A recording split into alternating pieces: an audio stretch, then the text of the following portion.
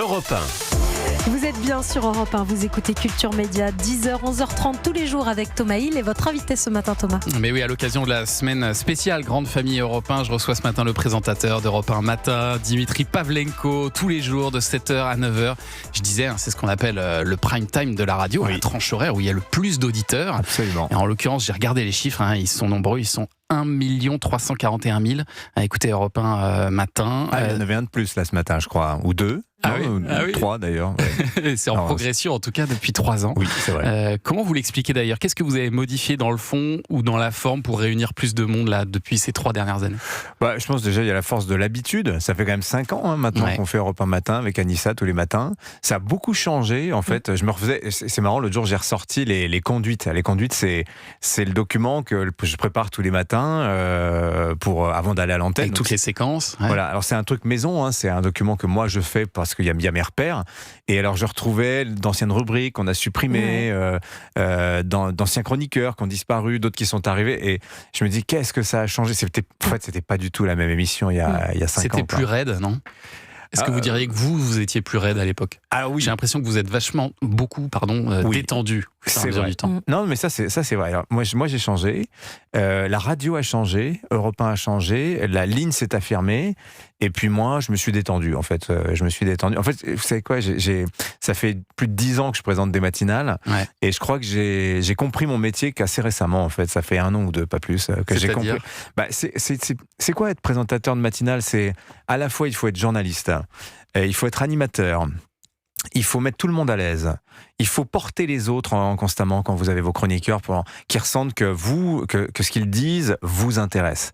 Et vous êtes le premier auditeur, vous êtes en phase 2. Donc vous savez, il y a des anchorman, c'est mon métier, anchorman c'est l'anglais, homme encre, voilà, qui ne regardent pas leurs chroniqueurs. Et ils ont déjà en tête la chronique suivante, et puis ils passent les plats, comme on dit. Et donc non, il faut les écouter parce qu'ils sont intéressants, et ils sont encore plus intéressants quand ils ont l'impression de l'être. C'est marrant, voilà. Et puis après, il y a aussi quelque chose qui est un petit peu ça s'apprend pas. Je crois que c'est juste que les autres sentent qu'ils sont les bienvenus. Vous êtes accueillants, il y a de la chaleur, vous vous sentez bien avec eux, ils se sentent bien avec vous, voilà. Et c'est vrai que ça prend du temps, et c'est vrai que j'étais un peu raide quand je suis arrivé il y a 5 ans. J'avais tout à prouver, et puis il y avait une pression aussi énorme sur vos épaules, Vous arriviez à un moment où Europe 1 était un peu plus en difficulté. C'était pas simple. C'était un gros défi. Une petite anecdote, il m'en voudra pas de la raconter, mais la première fois que j'ai rencontré le directeur général d'Europe 1, Navid Alrevel, il m'a dit: tu sais que je ne te connais pas. Je ne te connais pas. Donc la barre était quand même placée assez haut. Bonne chance à toi. Bon, maintenant il me connaît, on s'entend bien, mais à l'époque, c'était arrivé à Europe 1. Vous savez, moi j'ai écouté Europe 1, j'ai commencé à écouter Europe 1, j'avais 20 ans, et c'est une radio qui m'a accompagné dans toute ma vie d'adulte. Et quand j'ai commencé à m'intéresser au journalisme, j'avais 22, 23 ans, je savais pas trop ce que j'allais faire. Enfin, j'étais en classe préparatoire, je fais Hippocagne, j'ai fait Cagne. Et c'est un peu comme le lycée, Hippocagne et Cagne, vous choisissez pas, vous faites de tout. Et moi, je voulais surtout pas choisir, je savais pas quoi faire en fait. Et ce métier du journalisme me tombe un petit peu dessus, par le biais d'un cousin qui travaille à Radio France et qui m'a dit: viens faire un stage. Et c'était en septembre 2001, vous voyez, donc un mois d'actu un peu intense, on va dire, parce qu'il y avait eu évidemment le 11 septembre, puis il y a AZF juste après. Ça m'a beaucoup marqué, et j'ai trouvé que c'était formidable. À Toulouse, exactement, où j'ai fait mes études, où j'ai passé beaucoup de temps.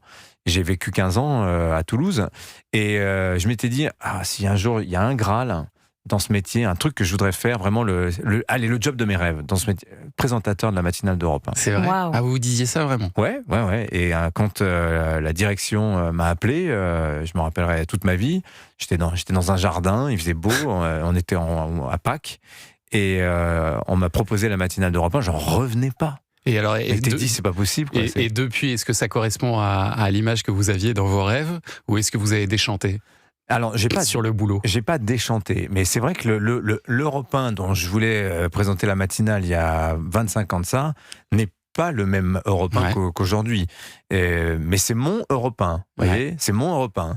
Je participe à l'aventure de cette station qui, il y a 25 ans, n'était pas ce qu'elle était 25 ans avant. Et sûr. Donc, c'est de s'inscrire dans cette longue histoire d'une station qui a 70 ans, qui a beaucoup changé, qui a accompagné son époque, qui a eu des modes aussi, où à un moment on voulait faire plus d'émissions de loisirs, de détente, et puis plus d'infos, et puis c'est une espèce de mouvement de balancier. Là, on est dans une séquence séquence très info. Ouais. On est dans un Europe 1 qui est très, très orienté sur l'info, comme il y a 25 ans, quand moi j'ai commencé à l'écouter d'ailleurs. À l'époque, c'était Jacques Pradel qui présentait. matinalier, ouais. Et alors, vous êtes arrivé, Dimitri Pavlenko, le 23 août 2021, Oui. à la tête de la matinale d'Europe 1, qui démarrait à 6h30 à C'est l'époque.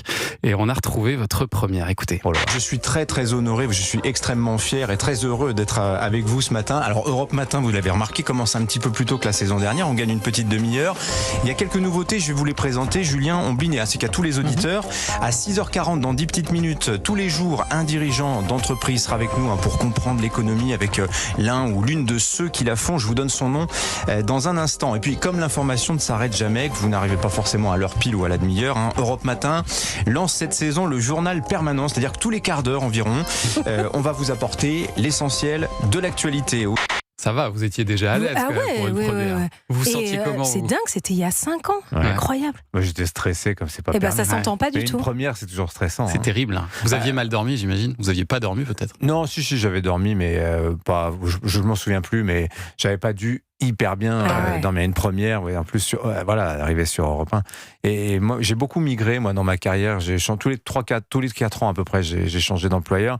Et à chaque fois, je me dis, c'est dur parce que moi, je mets toujours 1 à 2 ans avant de m'acclimater. Ah oui, il y a un temps de chauffe un peu long.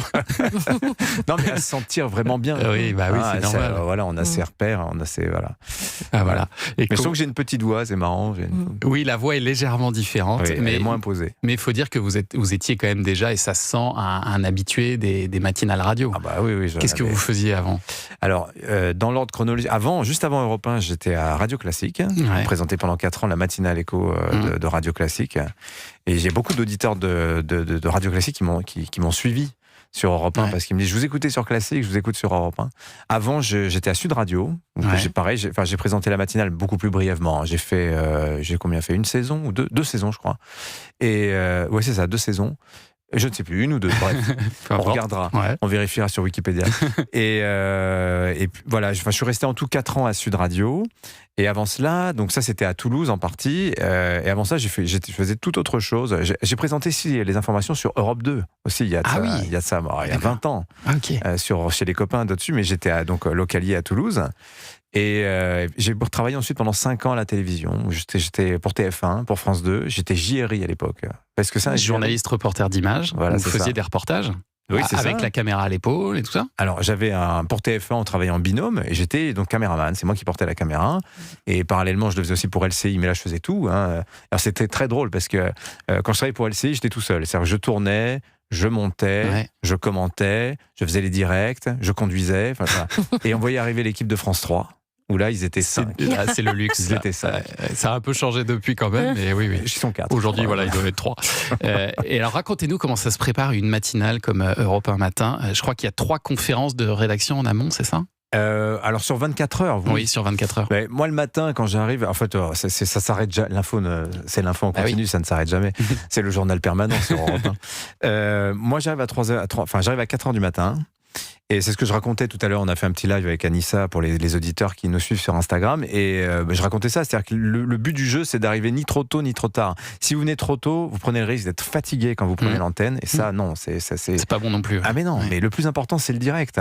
Vaut mieux arriver moins près mais en forme, que très près mais épuisé, en fait. C'est un peu l'idée. Ouais. Alors Pierre de Villeneuve, par exemple, qui fait Europe 1 soir à 19h, des fois il arrive à 8h30 le matin. Mais il est là, il était là. Mais comment tu fais? Incroyable. Il est là très tôt. Dans 12 heures. Dans 12 heures. Ah, c'est intéressant. Mais c'est son rythme. Lui, ça lui va très bien. Non, moi, il faut que je trouve un truc pour... voilà. Donc, j'arrive à 4h. On a une conférence de rédaction à 4h30. En fait, le gros du travail est fait quand même déjà. On répartit, on fait le menu. C'est-à-dire qu'on a nos sujets et on dit, bah tiens, l'ouverture du journal de 8h, ce sera tel sujet. Puis en 2, on fera ça. 3, 4, 5. Et ainsi de suite. On répartit comme ça. Et puis, on discute un peu des nouveautés de la nuit parce que des fois, il s'est passé des choses. Ce qui a été préparé la veille est obsolète parce qu'entre-temps, Donald Trump a parlé. Enfin, vous voyez, ce genre de c'est truc, ça, avec le décalage horaire et les États-Unis, et l'actualité autour des États-Unis en ce moment, souvent vers 3-4 heures du matin, il y a un changement pour la matinale. Mais même j'imagine que ça vous est arrivé, là, en 5 ans, forcément, d'avoir des nouvelles qui tombent pendant votre émission. Oui, mais après, vous savez, Europe 1, il y a aussi, je pense que c'est aussi une des clés du succès de la matinale. Vous m'avez posé la question tout à l'heure, je ne vous ai pas vraiment répondu, c'est que Europe 1 a son propre barycentre. C'est-à-dire que l'actualité, aujourd'hui, c'est un choix. Vous avez de l'info de partout, Ouais. tout le temps. Et c'est fou comme la radio d'en face va avoir un menu qui sera considérablement différent du vôtre. Donc même si il y a des informations qui s'imposent comme des évidences, hein, évidemment, vous bouleversez votre hiérarchie parce que il se passe quelque chose, parce que la Russie attaque l'Ukraine. Alors, je me rappellerai très bien là, c'est 28 février 2022. Évidemment, là, on était, Ouais. on change tout. Mais globalement, on suit notre propre bonhomme de chemin. Ouais. Voilà. Vous serez là en septembre, Dimitri Pavlenko? Je peux le dire ou pas? Je sais pas, je vous pose la question. En fait, ça dépend un peu de la direction d'Europe 1, mais je pense, sans prendre trop de risques, oui, je serai là, oui. Bon, ça c'est une bonne nouvelle. Ouais. Demain, c'est Catherine Ney qui sera ici à votre place, Dimitri. Qu'est-ce que vous auriez envie de lui dire à Catherine Ney qui intervient toutes les semaines dans Europe 1 Matin? Je peux lui faire une déclaration d'amour. Allez-y. Catherine, c'est l'élégance, c'est la bienveillance. Moi, j'adore l'écouter parce que ses papiers sont d'une grande précision. Il y a toujours un regard, et puis il y a du Catherine. Voilà, moi, je fais un Catherine, reste avec nous. Est-ce que tu seras là à la rentrée prochaine, Catherine? Je te le dis dans les yeux. C'est une bonne question aussi. Merci beaucoup. Mais j'en doute pas trop. Dimitri. Elle a eu des problèmes de voiture, la pauvre, ces derniers temps. Oui. Sa voiture chérie. J'espère qu'elle sera là demain matin. Hein. Oui. Parlez-lui de sa voiture, vous allez voir. Je parlais de sa bagnole. Merci Dimitri. On vous laisse filer à votre conférence de rédac, parce que je crois qu'il y a une conférence de rédac à 10h normalement le matin, c'est ça? Oui, mais celle-là, non, je veux pas. Celle-là, vous. Je sèche. fais l'impasse. Je sèche. En tout cas, puis vous alors, serez on là. vous dit, là, carrément. Oui, Alors, on- on vous le dit qui arrive, et vous serez là demain matin à 7h, donc pour Europe 1 Matin. Merci beaucoup Dimitri Pavlenko.